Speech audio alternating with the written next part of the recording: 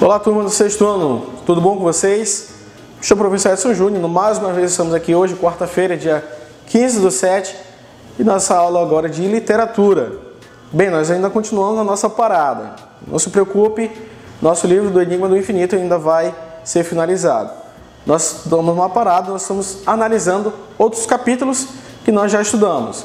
Hoje nós vamos analisar um capítulo que chamou muito a minha atenção e eu quero compartilhar isso com vocês, tudo bem? Vamos começar a nossa aula? Vamos começar a nossa aula lendo aqui sobre esse capítulo. Vamos lá? O que vimos? No capítulo 6 do livro Enigma do Infinito, lemos o título de Lógica ou Diversão. O capítulo conta uma parte da história de Lewis Carroll. Carroll, que escreveu um dos livros que hoje se tornou, que é filme, que é Alice no País das Maravilhas. Quem foi Lewis Carroll? Lewis Carroll nasceu em 1832 e morreu em 1898. Foi um poeta, romancista e matemático inglês. É o autor das aventuras de Alice no País das Maravilhas. Foi um dos precursores da poesia de vanguarda. Os interesses múltiplos de Carroll incluíam a lógica, a matemática, a poesia, a narrativa ficcional e a fotografia, da qual se tornou um mestre. Quando que Alice se tornou filme?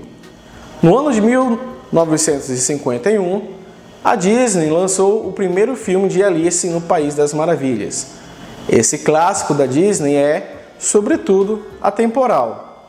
Em Alice no País das Maravilhas, conta a história de uma garota curiosa e que está insatisfeita com a vida monótona. Diante disso, ela sai em excursão para explorar territórios e encontra um gato inteligente. Assim também, ele aconselha a viajar para um mundo paralelo e fantasioso, diferente do que ela estava acostumada. O que vamos fazer? Pesquise sobre a biografia de Lewis Carroll e descreva em seu caderno. Aí, nesse segundo tópico, eu quero que você somente pesquise resenhas críticas do filme. Pode ser tanto do filme de desenho, como também do filme mais atual, certo? Então, assim, nesse caso aqui, eu passei somente também uma parte da biografia de Lewis Carroll.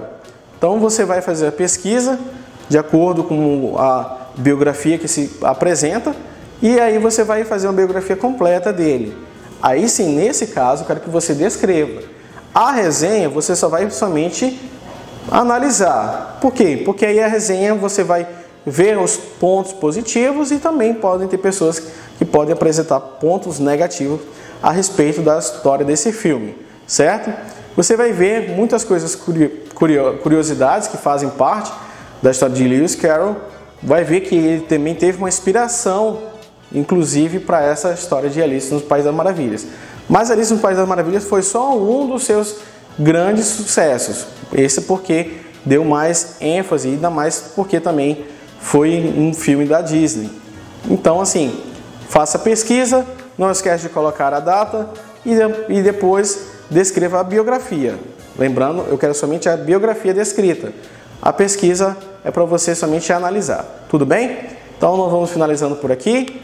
Vou deixar a mensagem para vocês que vem de Platão, filósofo matemático grego, que diz assim: não espere por uma crise para descobrir o que é importante em sua vida. Tudo bem, turma? Então, a gente se despede por aqui. Espero que você esteja bem, se cuide. Um abraço virtual do seu professor e até a próxima.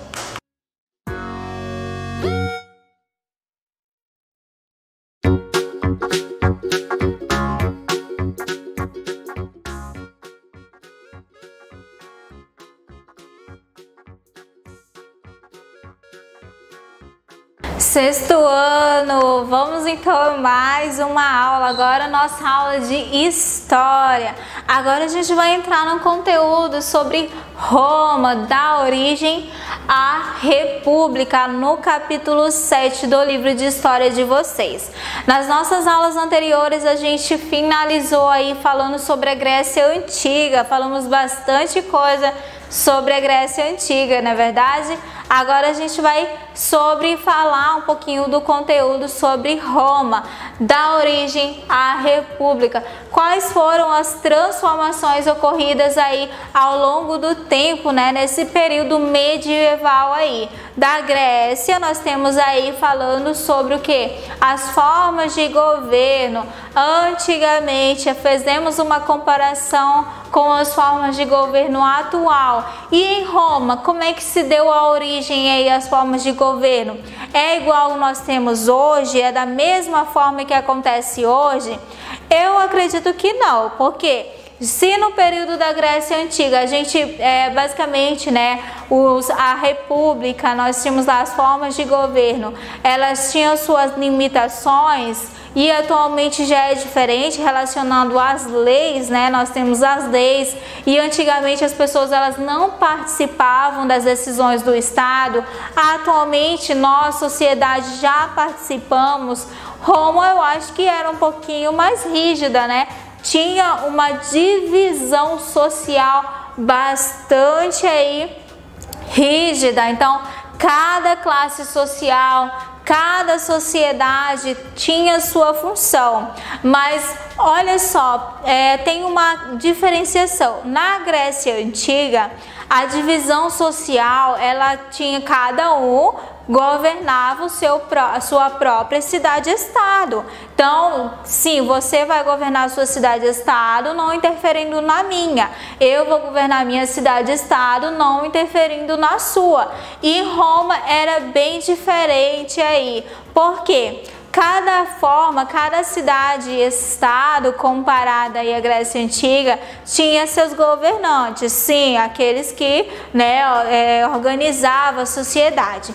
Mas eles só não organizavam apenas o local, não. Eles também queriam interferir nas outras sociedades. Ah, eu vou mudar alguma coisa aqui, eu quero que vocês mudem aí também. E aí começava aquela briga constante, aquela decisão constante.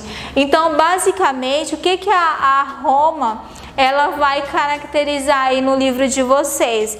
Essa questão da política e economia dos locais. Ah, eu quero mudar então, vou tomar uma decisão, mas só que para tomar essa decisão, mudar alguma coisa, eu vou antes passar por um conselho. Então, diferente da Grécia, que eles já chegavam e já mudavam, Roma não. Roma, como tinha uma sociedade dividida, eles tinham que passar por conselhos. E aí a gente vai conhecer como que era feita aí essa divisão, certo? Antes disso, eu vou deixar a correção aí das páginas 30 para vocês, 31, certo?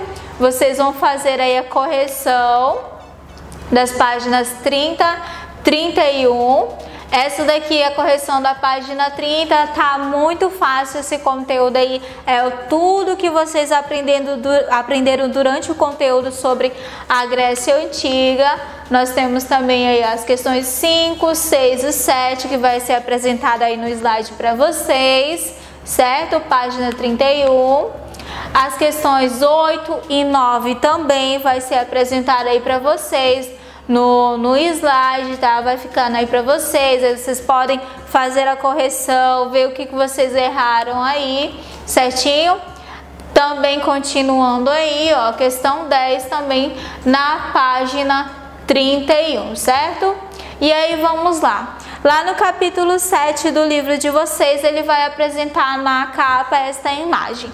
O que vocês podem observar nessa imagem aí? Bom, isso daí era um conselho, né? Um conselho de classes, onde a sociedade romana ela passava aí por um conselho de pessoas, né? A pintura ela representa o que? O ambiente, o Senado, onde ele vai decidir sobre as formas aí de como a sociedade romana deveria ser organizada. Como é que a sociedade romana deveria ser organizada? Da Roma, das origens da sua república. Origens de Roma. A república, ela foi uma forma de governo que marcou a história de Roma entre aí os anos de 509 e 27 a.C. A Península Itálica, onde se encontra aí a cidade de Roma, é uma longa faixa de terra que se projeta para dentro do mar Mediterrâneo. Então, olha só que interessante, né? Eles também se localizaram próximos aí aos rios férteis, aos locais onde a agricultura é favorável, certo? Os principais povos originados de Roma: sabinos, samitas, latinos e os úmbrios. Mas existiam outros povos também que aí habitavam a Roma, né? Que habitavam o local aí de Roma. Então nós temos aí esses... Então, haviam outros povos aí que também habitavam aí Roma, né? Além dos latinos, sabinos, samitas e úmbrios, certo? Essas foram algumas das populações, das sociedades que transformaram aí a cidade de Roma. Além disso, nós temos aí, não sei se vocês já ouviram falar, sobre a lenda de Rômulo e Remo. Muitos de vocês, eu acho que já ouviram falar sobre a lenda de Rômulo e Remo, né? Qual foi essa lenda aí? Vamos ver. Essa lenda, ela se deu, voltando aqui, a lenda de Rômulo e Remo, ela se deu quando Amúlio, que era o que? O sucessor aí dos deuses, né? Um sucessor da cidade de Roma, ele casou-se aí com uma princesa. Só que o que aconteceu? Muitas dessas sociedades romanas, eles não aceitavam isso, né? Eles passavam de geração em geração, mas eles não aceitavam isso. Eu não vou passar o meu reinado para o meu filho.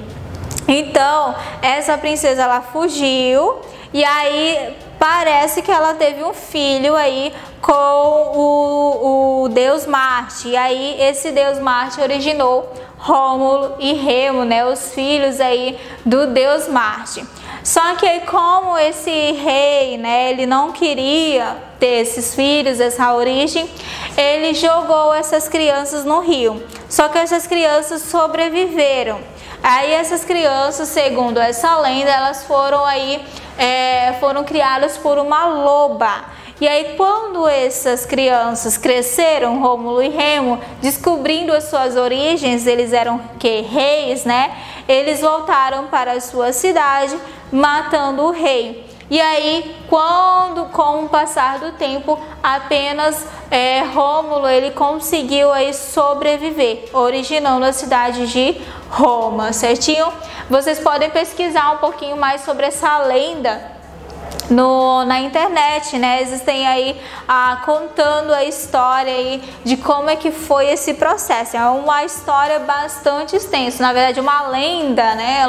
Um mito bastante extenso aí. No livro de vocês tem essa imagem aí. De acordo com uma das lendas conhecidas, os irmãos foram salvos pela loba e um deles aí, Rômulo, que fundou a cidade de Roma, né? Por isso o nome aí, certo? E aí, como é que está dividida a sociedade? Agora sim, vamos ver aí.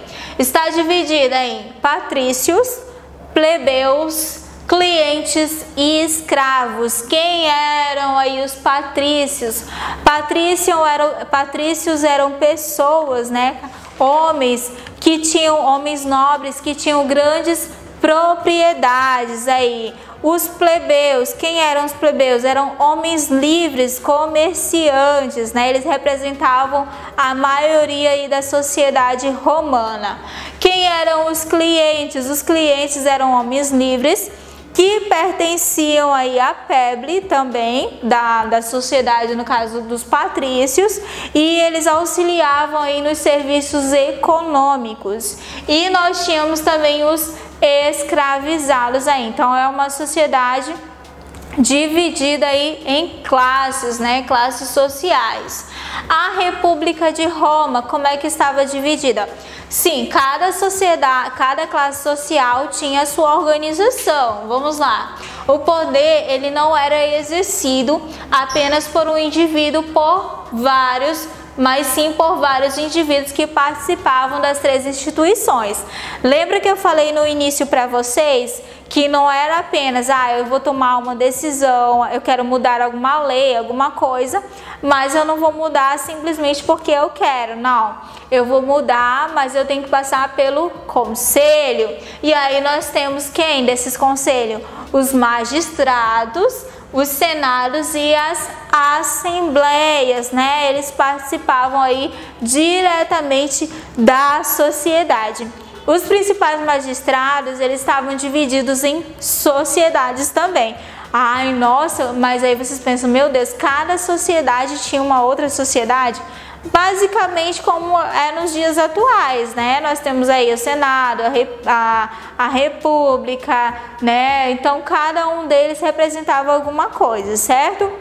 O Senado, ele estava dividido em cônsules, pretores, questores, edes e também estava dividido em censores. Cada um deles representava alguma coisa, um setor econômico, outro era responsável pela justiça, outro para cuidar da infraestrutura, outro é responsável por listar quem que chegava na cidade, quem que saía da cidade. Então, cada um deles estava dividido aí em uma tarefa com uma função. Seguindo aí, nós temos o Senado, né? Os patrícios, eles contavam com a participação dos plebeus no exército romano, por isso acabaram cedendo as suas exigências. No caso aí dos patrícios e dos plebeus, eles não tinham uma ligação muito forte, porque como eles estavam no topo aí dessa hierarquia, eles queriam seguir aí com o seu comando, mas como um tinha uns interesses a mais, eles acabavam aí se organizando, né, se juntando aí para defender alguma sociedade.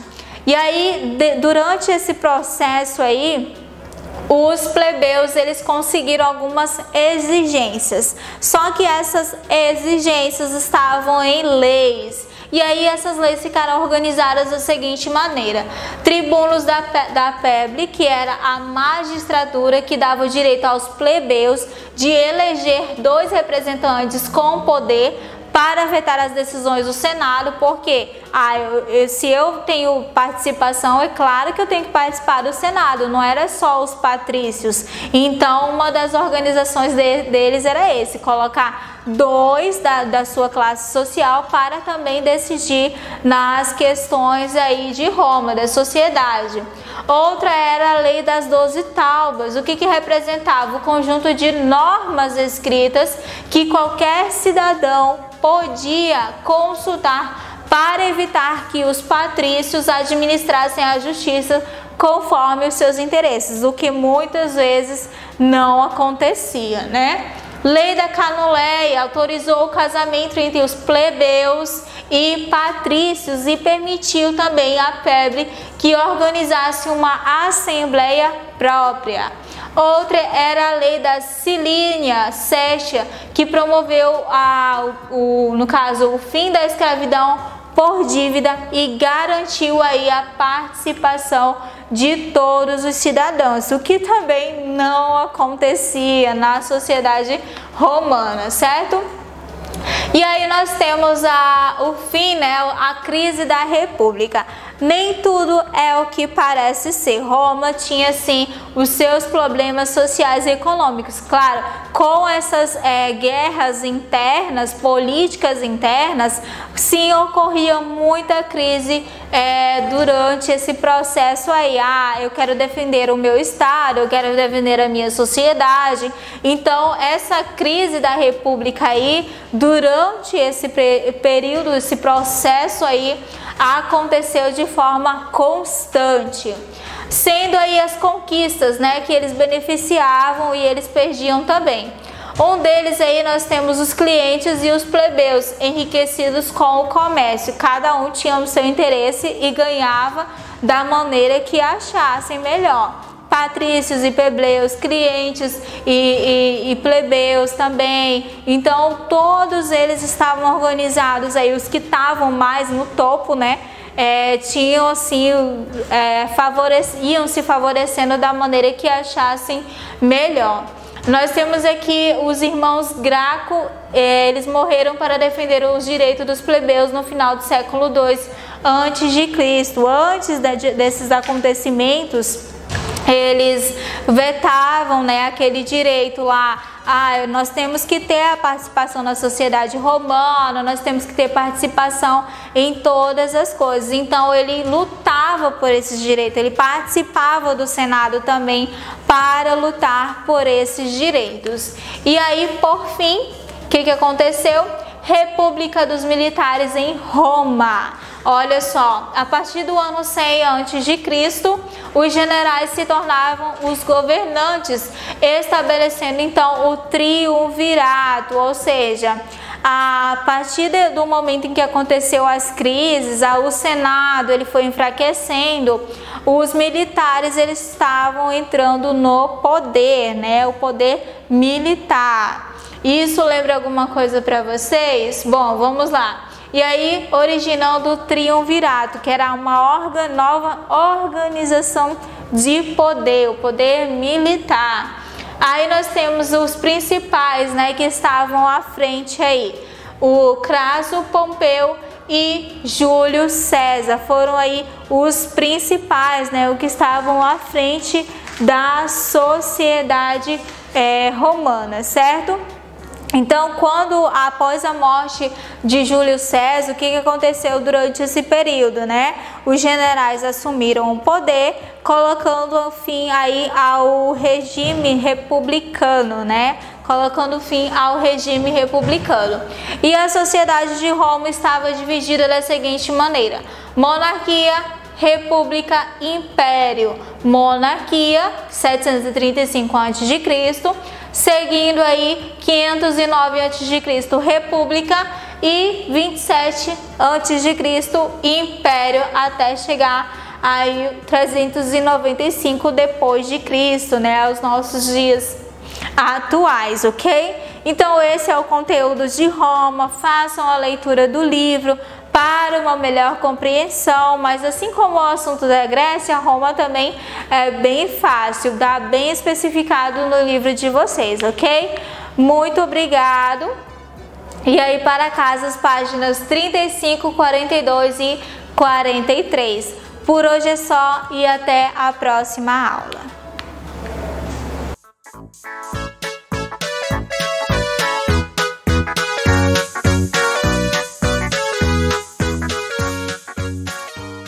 Sexto ano, tudo bom com vocês? Bom, sexto ano, eu quero agradecer a vocês aí por nosso encontro nos plantões nas quarta-feiras, muito legal.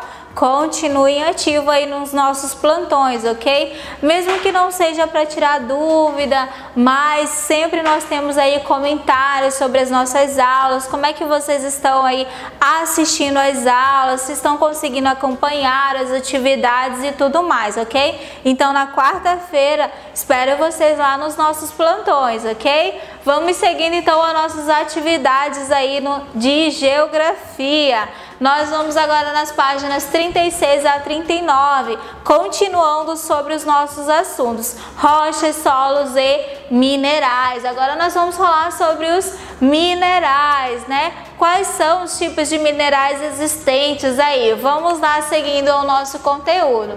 Rochas, solos, minerais e solos. Foi algumas características, algum assunto que vimos durante a nossa aula anterior. Rochas, que é o estudo das rochas, ele permitiu aos geólogos calcular a idade aproximada da Terra. A crosta terrestre é formada principalmente por rochas que são agregados naturais de minerais. Foi algumas características. Nós vimos também os tipos de rochas. Rochas ígneas ou magmáticas, metamórficas e sedimentares, né? Foi o assunto que nós vimos durante as nossas últimas aulas, ok? Vamos seguindo ao nosso conteúdo. Olha aí os tipos de rochas, né? As rochas magmáticas. Qual a origem dessas rochas magmáticas? Elas são rochas solidificadas pelo magma. E o processo que acontece aí de maneira bem lenta. É um processo bem lento aí. A origem dessas rochas magmáticas, ou também chamadas de rochas ígneas. Nós temos as rochas sedimentares. Qual a origem dessas rochas sedimentares aí? Elas são originadas de partículas de outras rochas, de outros sedimentos que se desprendem e aí vão surgindo outras rochas também. Rochas metamórficas. Qual é a origem das rochas metamórficas? As rochas metamórficas acontecem pela pressão de outras rochas, né? Aí com a pressão dessas outras rochas vai originando as rochas metamórficas. Nós temos aí o exemplo, o granito, que é a rocha ígnea, sofrendo aí a pressão de outra rocha, originando a rocha metamórfica, que também pode ser chamado de gneiss, certo? Então, foi um assunto que nós vimos nas nossas aulas anteriores. Então, faça a leitura no livro de vocês aí também, que tem tudo explicando aí, certo? Os minerais, agora chegando ao nosso assunto, os minerais. No processo de formação da Terra, ocorreu um fenômeno no qual os materiais mais pesados, como o ferro, se concentraram no interior do planeta, construindo principalmente aí no núcleo, no manto inferior, entre as duas aí, porque pela pressão e também pela temperatura. Os materiais mais leves, como o magnésio, sílica e o alumínio, eles concentram-se nas camadas mais externas, próximo à crosta, especialmente aí no manto superior e a crosta. O ferro, o magnésio, a sílica e o alumínio são minerais, são considerados aí minerais. Os minerais, eles são classificados em metálicos, como o ferro, o ouro, o alumínio e o cobre, e não metálicos, como o enxofre, o talco e o sal. Então, olha a diferença aí bem específica dos dois aí, né? Nós temos um exemplo, a esmeralda aí, olha só. O momento em que a esmeralda ela está em estado bruto, ou seja, foi retirado ali da rocha, e aí aqui ela está lapidada. Olha a diferença, né? Como é que tem uma diferenciação. Outro exemplo, né? Nós temos aí também, além da esmeralda, nós temos outros tipos de materiais metálicos aí considerados muito importantes aí, certo? Além da esmeralda, existem outros materiais aí. Vamos ver aí a importância desses materiais. Vamos lá. As habitações, combustíveis fósseis, produtos eletrônicos ou mesmo o giz usado nas escolas, entre outros produtos, eles são feitos com rochas e minerais encontrados na crosta terrestre. Olha só qual a importância desses minerais para a sociedade, né? Para todos nós aí. Os minerais no Brasil. O Brasil ele é um país potencialmente rico em recursos minerais. Mineração é a atividade de extração de minerais de jazidas. Essa atividade é uma das que mais causam impactos ambientais, pois para alcançar as jazidas é necessário realizar aí grandes escavações. E aí o que acontece? Quando ocorrem essas grandes escavações, precisa aí devastar parte do meio vegetal. E quando esse meio vegetal ele é devastado, acontece aí o afundamento do solo, acontecendo aí, além do desmatamento também, a erosão de outras áreas, afetando não só o meio ambiente, mas os animais que vivem ao redor daquela área ali. Aí olha só a controvérsia que tem aí.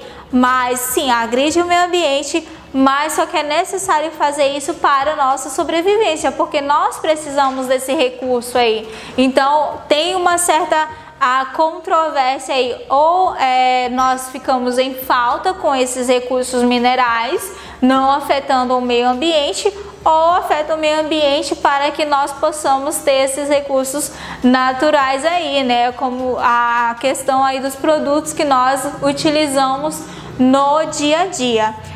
Uma das causas das ocorrências que aconteceram no ano passado aí foi o que? O deslizamento aí da mineração em Brumadinho. Quem lembra desse grande evento, dessa grande catástrofe aí que aconteceu, né, em Brumadinho, afetando aí não só o meio ambiente, mas também várias pessoas aí que perderam suas vidas devido ao rompimento dessa barragem, né? Então é uma questão que ela tem que ser estudada muito bem. Por exemplo, qual a área que a gente vai abrir essa mineração? Como é que a gente vai abrir essa mineração sem afetar o meio ambiente? Vai acontecer riscos? Sim, como aconteceu aí, né, no ano passado. Então é uma coisa que deve ser pensada muito antes de ser trabalhada. Então as questões de mineração, ela é um dos meios vamos dizer, de produção de alto risco aí para a sociedade, né, no sentido não geral, mas um modo de vida, porque existem muitas pessoas que constroem suas habitações próximas a essas áreas aí de mineração. Então é um risco muito grande, certo? Vamos seguindo então. As maiores riquezas minerais do país, elas localizam em terrenos de formação bastante antiga, no período aí proterozoico. É o caso das jazidas de ferro e manganês na Serra dos Carajás, no sul, né? Aí nós temos um mapa, que esse mapa ele vai apresentar para vocês as maiores riquezas naturais aí do Brasil, as principais jazidas naturais. Então esse mapa tem no livro de vocês também, ok? Esses são os conteúdos sobre os rochas, solos e minerais. Muito obrigado, por hoje é só e até a próxima.